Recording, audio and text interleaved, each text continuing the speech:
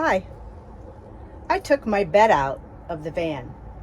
Now what am I going to do? Every trip I come home and change something.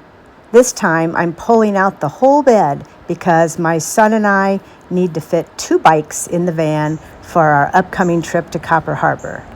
And we're not sleeping in the van anyway. Plus, stay tuned and see what I did with a $12 thrift store find. These slats are just Velcroed on in 3 places, so I will take them up, and then these beams will come out of those brackets. So then we'll have all this space that we can put electric bike, mountain bike.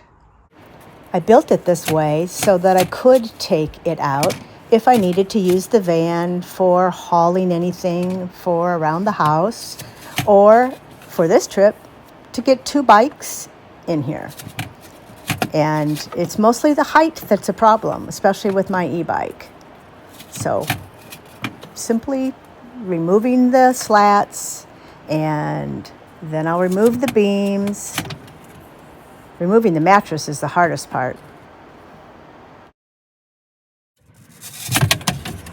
If you're interested, take a peek at the video that I did last year on my bed build. That's kind of hard to say, bed build. Anyway, I will put a little picture of it up above here, and you might find it useful if you're trying to decide what bed to build in your van.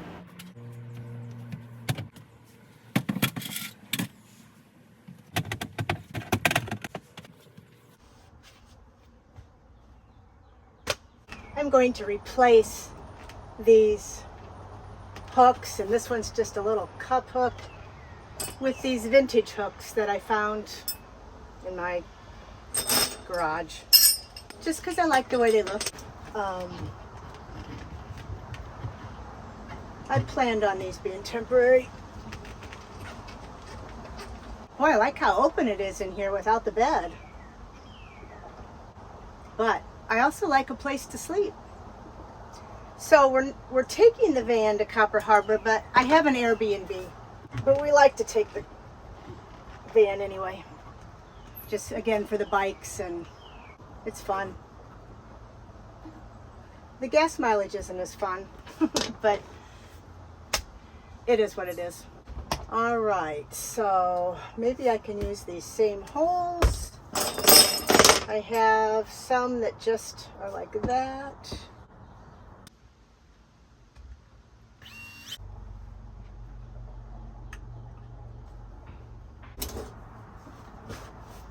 I like to have my camp chair here. Perfect. Where's my trekking poles?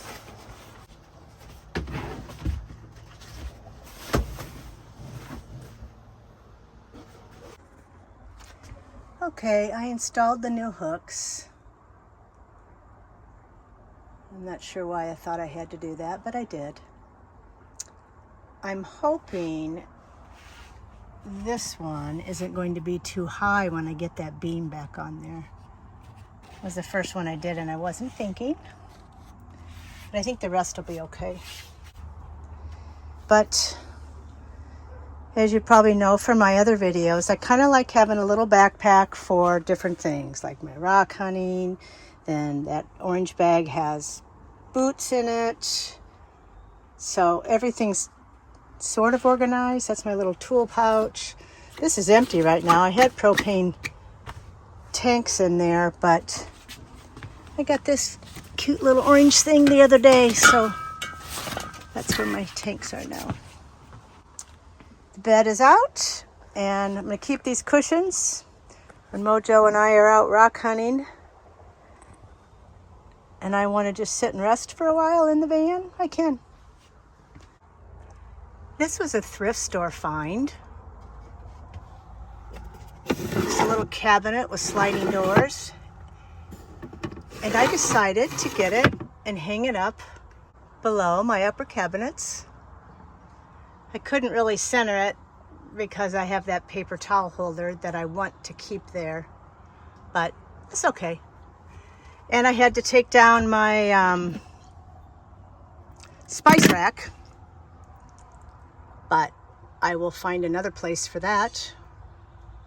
Probably just right below this.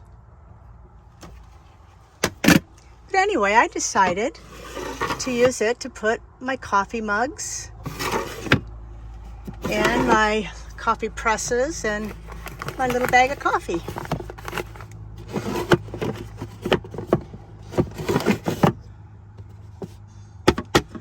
I hope those don't fly open. I don't think they will. Time will tell. Okay, so yeah, I hung it up just right below there. And that balances out a little better too that way. That'll work. Loading this e-bike is no joke. It weighs 60 pounds and is big. And so I use this little ramp to get it up into the van. And I just wanted to see how it's going to fit back here. It fits. Yay. Well, one step closer for Mojo, Ben, and I to hop in at a van and head to Copper Harbor. 2 years ago was the first time I had ever been to Copper Harbor, and it just shifted something in me. And that's when I decided I want to buy a van.